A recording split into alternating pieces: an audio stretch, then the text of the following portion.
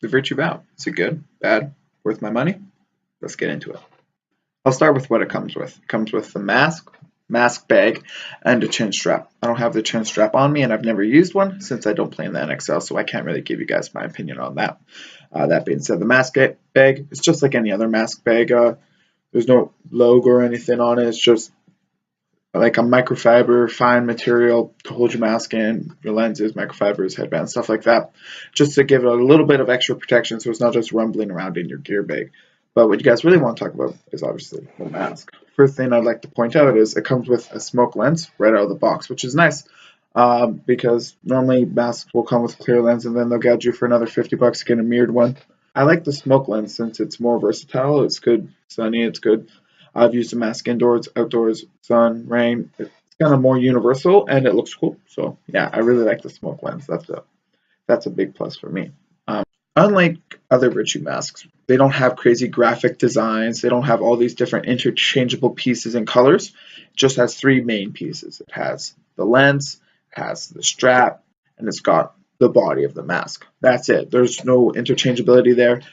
You can replace the foam and change it, which is nice, but you can't add different color ears or different faceplate or different frame. These are all like set in one piece. The lens is the same as all other Virtue masks, which I really appreciate. So if you own other Virtue masks, they're interchangeable. It'll probably be easier to find used lenses since it's not a whole new designed lens. And that was a high-end mask, right? That's a $150 mask that lens was put into. So for an $80 mask, I feel like it'd be more than adequate. I enjoy that they didn't cheap out and go for a cheaper design like other companies have. Like Dye have gone with like a different one for their high-end and for their mid-range. And I don't like that. I like having all the same. That way, you have the highest standard of lens possible. So that's why I really appreciate the Vios for keeping the same lens design, even though it's a cheaper mask.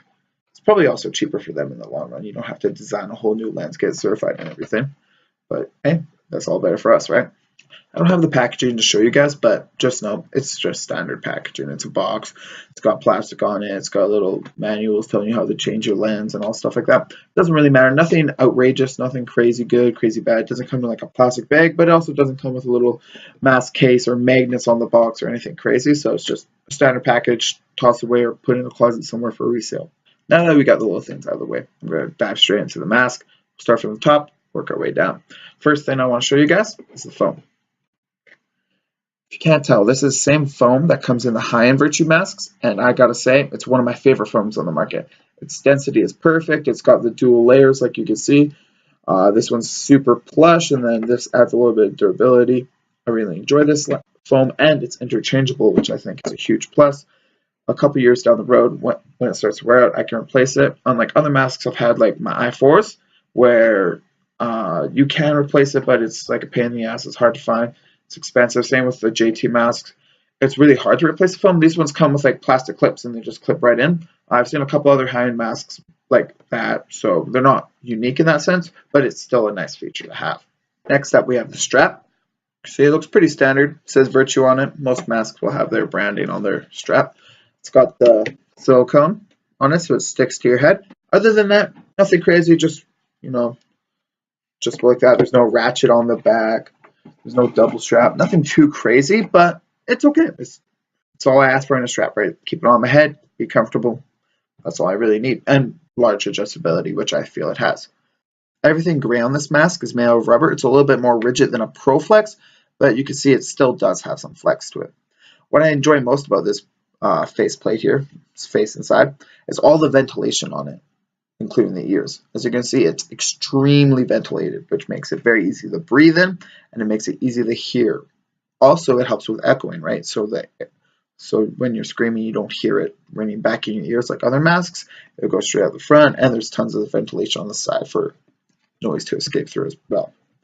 So I find the faceplate, like face and the ears, they're designed very well. I really enjoy all the breathability, and I don't have any problems with protection. Maybe if I get shot in the jaw, leave a mark even through the mask, but that's fine. I don't really find that any problem. This mask is designed to be small, to be breathable, to be like a tournament ready mask, and I feel like tournament players aren't worried about getting shot in the jaw, right? You just want the lightest, most breathable mask out there that doesn't have any issues with echoing, and I feel like this mask definitely delivers on that. For $80, the build quality is very good. Very pleased with it. I've been using it since the beginning of the season, so around February, and haven't had any issues with anything breaking on it. There's no like wearing on it really. It just looks pretty standard. If I washed it up, I think it would look good as new, other than the lens, of course. But there are a couple things from the factory that weren't lined up perfectly, so it's evident that it is an $80 mask. It's not super high-end $150 mask, but these things are not very major, and I just figure I'll give you guys a close-up look of them. The kind of things I'm talking about are very minor, like right here. It doesn't line up perfectly, and I can see a seam. At least it's even. You can see it on both sides, but it's not a big deal though. Like, you'd have to be staring at it this close to even notice. So the only person that's really going to know is you. No one's going to be on the field up in your face staring at your mask and be like, oh, well, tiny bit of rubber showing, so your mask is shit, right? You won't have to deal with that. So it's really not a big deal, but I just think I'd mention that the build quality is pretty good. Better than GI, right? Better than the new grills and profiles I've been seeing, where right here you can see a bit of rubber, like right where they connect. Nothing like that here, right? They're all cut perfectly.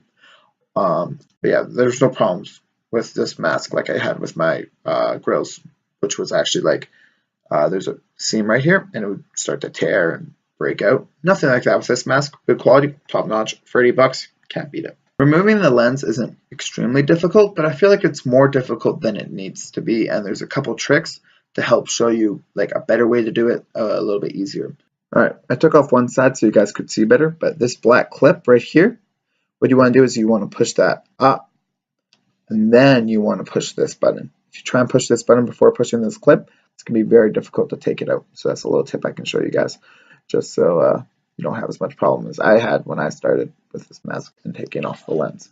Here's the lens, right? Pretty standard. It's a Vaio lens that's been around for a couple of years now.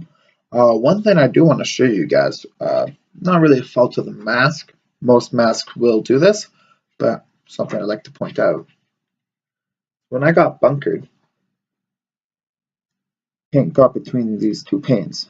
Luckily, it's not fogging up yet, so I'm not going to replace it, but I was shot through the venting, and it actually shot down and separated these two panes. So just know that that's a possibility just by the design of the vents. Still able to be shot through. Nothing that could damage your eye, I hope, or else it wouldn't pass certifications, but enough to ruin your lens. Small price to pay for breathability, I think.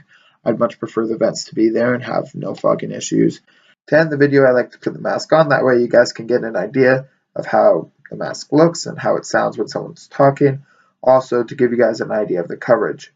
Know that I am a bigger guy, I got a big head, so the coverage might not be the same. It might be better for you, but this is how it is for me. You can see my jaw. That's my jaw right there. So my jaw is exposed. My ears do tuck away nicely, so I enjoy that. My forehead, a little bit exposed. Nothing that a headband can't fix.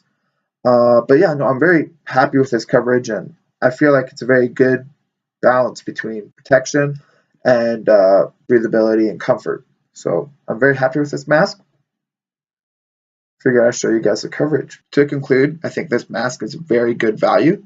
If I was to buy any mask on the market right now, I buy Vaio Ascend. It doesn't matter if I'm starting out, if I just need a new mask, if I want to try something new. I feel like the Vaio Ascend can really provide it all. It has a cheap price, $80. It comes with a great lens. It has great breathability. It's very comfortable. It's lightweight. It's in the tournament style. It's like small, lightweight, right?